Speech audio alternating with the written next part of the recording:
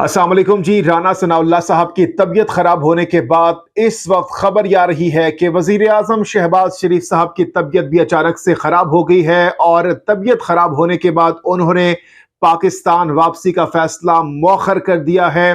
और जब वो लंदन से पाकिस्तान के लिए रवाना हो रहे थे और एयरपोर्ट की तरफ रवानगी से काबिल उनकी तबीयत अचानक से खराब हुई।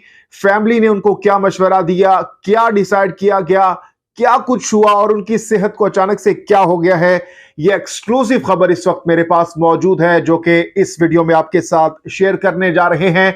साथ ही साथ नवाज शरीफ साहब की जानिब से लंदन से अपने इत्तेहादियों से राबिता किया गया है। मौलाना फजलुर रहमान साहब और आसिफ अली जरदारी साहब की जानिब से इस राबिते में क्या कुछ कहा गया है, इमरान खान से मुतालिक, इमरान खान से निपटने से मुतालिक क्या बड़ा फैसला कर लिया गया है। लंदन से नवाज शरीफ, आसिफ जरदारी, सरदार अख्तर मैंगल, खालिद मकबूल सदीकी और इसके साथ साथ महमूद खान अचकजई से नवाज शरीफ ने क्या बात की है, क्या बड़ा फैसला किया है, इस मुख्तसर वीडियो में आपके साथ ये दोनों एक्सक्लूसिव खबरें शेयर करने जा रहे हैं। सबसे पहले बात करेंगे, साबिक वजीर आजम मोहम्मद नवाज शरीफ ने अपने इत्तेहादियों से लंदन से राबिता किया है और इस राबिते के दौरान नवाज शरीफ साहब के साथ मरियम नवाज साहिबा और शहबाज शरीफ साहब भी मौजूद थे। यह खबर कोर्ट टू कोर्ट में आपके सामने रखने जा रहा हूं। जराये के मुताबिक नवाज शरीफ ने मुल्क की सियासी सूरत-ए-हाल और नए आर्मी चीफ की तैनाती के मामले पर इत्तेहादियों को एतमाद में ले लिया है।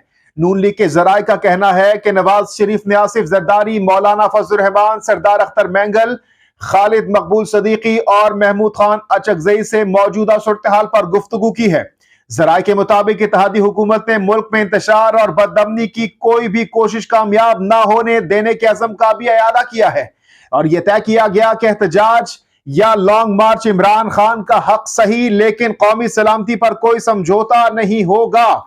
जराये के मुताबिक नवाज शरीफ का कहना था कि इमरान खान ने एक इंतजामी मामले को अपनी सियासत की नजर करना चाहते हैं। माजी की रिवायात और कानून को सामने रखते हुए नई तकर्री मेरिट पर शफाफ तरीके से होगी। इस मौके पर जराये का कहना है कि आसिफ अली जरदारी की जानिब से कहा गया कि इमरान खान इस तकर्री को मुतनाज़े बनाकर कौमी, रियासती और दिफाई इदारों को कमजोर करना चाहते हैं।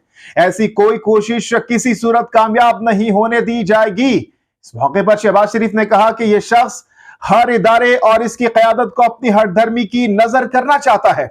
सियासी रहनुमाओं ने नए आर्मी चीफ की तैनाती के मामले पर कोई दबाव कबूल न करने का पर इत्तफाक किया है। शहबाज शरीफ वतन वापसी पर सबको एतमाद में लेंगे और इमरान खान के कौमी सलामती के खिलाफ बयानिए पर कानूनी कार्रवाई तेज करने पर भी इत्तफाक कर लिया गया है। और ये खबरें कल से गर्दिश कर रही है।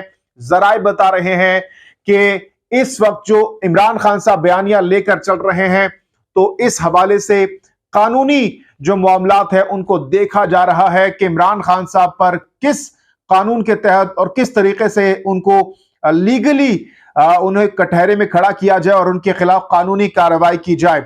अच्छा जी, इसके साथ साथ जैसा कि मैंने आपको बताया कि राना सनाउल्लाह साहब की तबीयत गुज़श्ता रात नासाज हुई, उसके हवाले से मैंने आपको बताया। और इस वक्त शहबाज शरीफ साहब की तबीयत नासाजी से मुतालिक भी खबर आ रही है और बताया यह जा रहा है कि जब शहबाज शरीफ लंदन एयरपोर्ट से पाकिस्तान रवाना होने के लिए, उससे पहले जब वो रवाना एयरपोर्ट के लिए हो रहे थे, तो उस वक्त उनकी तबीयत अचानक से नासाज हुई।